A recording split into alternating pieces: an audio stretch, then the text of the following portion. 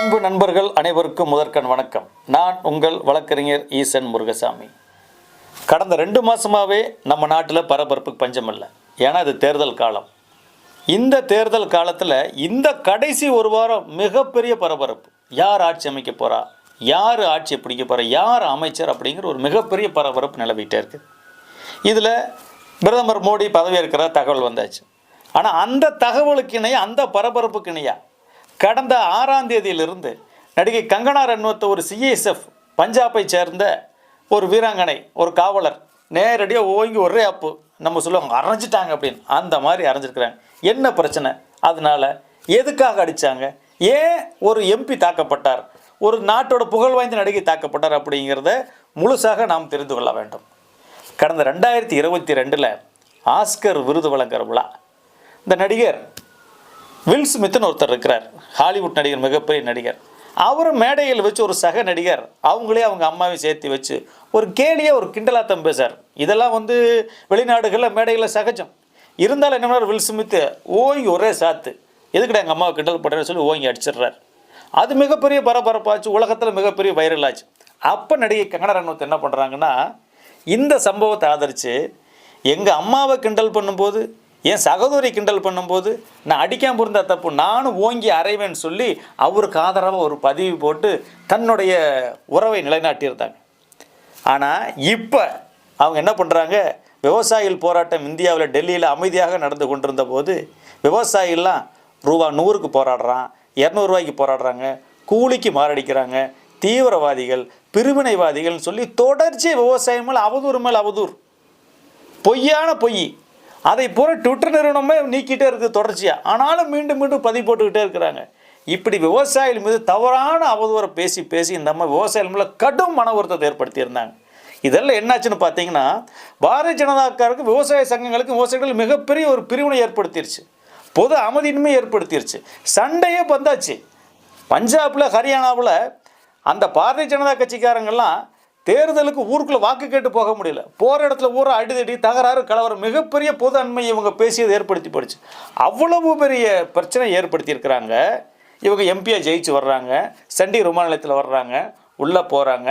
அங்கே இருக்கக்கூடிய அந்த சிஐஎஸ்எஃப் அப்படின்னு என்ன, நம்ம ஊர் போலீஸ் நினச்சிங்களா? கிடையாது. அது மத்திய அரசாங்கத்தினுடைய மத்திய தொழிலக பாதுகாப்பு படையோட பெண் காவலர் குல்பிரீத் கவுர் அப்படிங்கிற பஞ்சாபை சேர்ந்த ஒரு விவசாயி வீட்டு புள்ள அங்கே காவலாளியாக இருக்குது. இவங்கள சோதனை பண்ணுது. சோதனை பண்ணும்போது 2 பேருக்கும் இந்த அம்மா என்ன சொல்கிறாங்க, ஃபோனை ட்ரேவில் வைங்க, இதை வைங்க, பர்ஸை வைங்க, 2ஐயும் ஸ்கேன் பண்ணணும்னு சொல்கிறாங்க. நான் எம்பி, என்னை பற்றி உனக்கு தெரியாதா, நான் ஸ்கேன் பண்ண முடியாதுங்கிறாங்க. உடனே அங்கே பெரிய வாக்குவாதம் நிகழுது. உடனே அந்த அம்மா, நீ என்ன நினச்சிட்டு இருக்கிற, நீ விவசாயம்லாம் உனக்கு கேவலமாக தெரியுதா, ₹100 ₹200 பிச்சை எடுக்கிறாங்க, போராட்டம் பண்ணுறாங்க, தீவிரவாதம் பண்ணுறாங்கன்னு சொல்லிட்டு ஓங்கி ஒரு அடி அடிச்சிடுறாங்க. அடித்தது தப்பு தான், அடித்ததை நியாயப்படுத்தக்கூடாது. ஏன்னா நம்ம காந்தி தேசத்தில் இருக்கிறோம். அதுவும் ஒரு காவலர் பணியில் இருந்தபோது அடித்ததை நாம் ஏற்றுக்கொள்ள முடியாது, அது தவறு தான். ஆனால் அடிப்பதற்கு தூண்டியது யார்? இதே கங்கனா ரன்வத் தானே. இவங்களால் என்னாச்சு, 2 மாநிலங்கள் அமைதியின்மை ஏற்பட்டது இல்லையா, போராட்டங்கள் நடந்தது இல்லையா, கலவரம் நடந்தது இல்லையா? அப்போ இவங்க மேலே ஏன் வழக்கு பதிவு பண்ணல?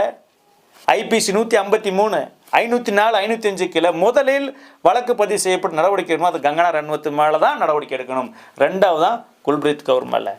அந்த குல்பிரீத் கவுர் இன்னைக்கு இந்திய அளவில் மிகப்பெரிய பிரபலமாயிட்டாங்க. விவசாயிகள் பூரா உங்களுக்கு ஆதரவு, விவசாய சங்கங்கள் புதிராக நாங்களும் அவங்களுக்கு ஆதரவு கொடுக்குறோம். ஏனால் அவர் பாதிக்கப்பட்டவர், தன் தாய் போராட்டத்தில் இருக்கிறார், தன் தகப்பன் போராட்டத்தில் இருக்கிறார். அவர்களை பற்றி தவறான அவதூறு, மோசமான அவதூறு, உள்நோக்கத்தோடு அவதூறு செய்திருக்கிறார் கங்கனா ரன்வத். எனவே அவருடைய அவதூறை நாங்கள் வன்மையாக கண்டிக்கிறோம். அதற்கு அதில் மனம் திறந்த மன்னிப்பு கேட்க வேண்டும். பாரதிய ஜனதா கட்சி அவர் முதல்ல கட்சியை விட்டு நீக்கணும். விவசாய சமூகத்தின் மீது எந்தவித ஆதாரம் இல்லாமல், அடிப்படை இல்லாமல் நீங்கள் எப்படி இந்த குற்றச்சாட்டை வைக்கலாம்? ஏன் மத்திய அரசாங்கத்திடத்து எவ்வளோ காவல்துறை இருக்குது, சிபிஐ இருக்குது, உளவுத்துறை இருக்குது, யாராச்சும் இது வரைக்கும் ஒரு விவசாய சங்க தலைவர் தீவிரவாதி, தீவிரவாத தொடர்புடையவர், பிரிவினைவாதி அப்படின்னு இது வரைக்கும் ஒரு வழக்கு பதிவாயிருக்குதா? உங்களால் குறிப்பிட்ட ஆதாரத்தோட புகார் சொல்ல முடிச்சிருக்குதா? அப்போ எந்த அடிப்படையில் நீங்கள் எல்லோரும் தொடர்ந்து இங்கே பேசி கொண்டிருக்கிறீர்கள்? நீங்கள் உள்நோக்கத்தோடு பேசுவீங்க, திட்டமிட்டு பேசுவீங்க, கலவரம் ஏற்படணும்னு பேசுவீங்க. உங்களால் கலவரமும் பஞ்சாபில், ஹரியானாவில் ஏகப்பட்ட கலவரம் ஏற்பட்டு போச்சு. பிரதமராக நம்ம மாநிலத்துக்குள்ளே உள்ளே போயிட்டு பிரச்சாரம் பண்ண முடியாத அளவுக்கெல்லாம் இன்றைக்கி மிகப்பெரிய பிரச்சனையாக இருக்குது. அதுக்கு காரணம், இந்த சமூகத்தில் அமைதியின்மை ஏற்படுத்தியதற்கு காரணம் கங்கனா ரன்வத். பாரதிய ஜனதாக்காரர்களுக்கும் விவசாயிகளுக்கும் மோதலை ஏற்படுத்தியது கங்கனா ரன்வத். எனவே கங்கனா ரன்வத் தான் முதலிலே குற்றம் சாட்டப்பட்டவர்.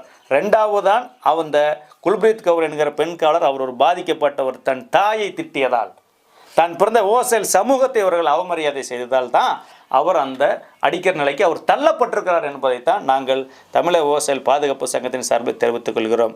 எனவே முதல் குற்றவாளி கங்கனா ரன்வத். இதில் பாதிக்கப்பட்டவர் தான் குல்பிரீத் கவுர். அவர் மீது வழக்கு பதிவு பண்ணுங்க, வேலை பிடுங்க, அதை பற்றிலாம் கவலை இல்லை. நாங்கள் ஒட்டுமொத்த விவசாயிகளும் அவர் பின்னே இருந்து அவரை நாங்கள் பாதுகாப்போம். அவருக்கு தேவையான எல்லா உதவிகளையும் செய்வோம். விவசாயிகள் மேலே இவ்வளோ அவதூறு பண்ணிட்டு, இவ்வளோ தவறாக சொல்லிட்டு, உங்களுக்கே பாரதிய ஜனதா கட்சி ஒரு சீட்டை கொடுத்து உங்களை போட்டி போட வச்சு எம்பி ஆக்குது அப்படின்னா, அப்போ உங்கள் சமூகம் உங்களை ஆதரிக்கும் போது நாங்கள் பிறந்த சமூகத்தில் பிறந்த எங்களுடைய சகோதரி குல்பிரீத் கவுரை நாங்கள் ஆதரித்தே தான் தீர்வோம். அவர் ஆதரிக்கப்பட வேண்டியவர்.